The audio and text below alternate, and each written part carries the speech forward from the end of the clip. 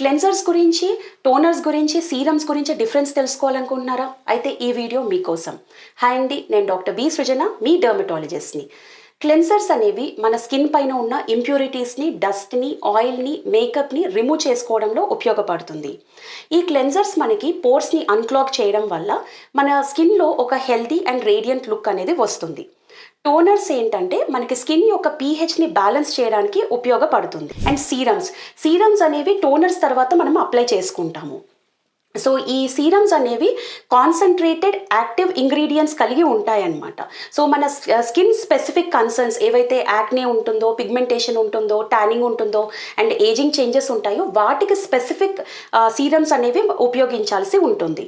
అయితే సీక్వెన్స్ తీసుకున్నట్లయితే ఫస్ట్ మనం క్లెన్జర్ చేసుకోవాలి, దెన్ టోనర్ ఉపయోగించాలి, దెన్ లాస్ట్లో సీరం అనేది ఉపయోగించుకోవాలి.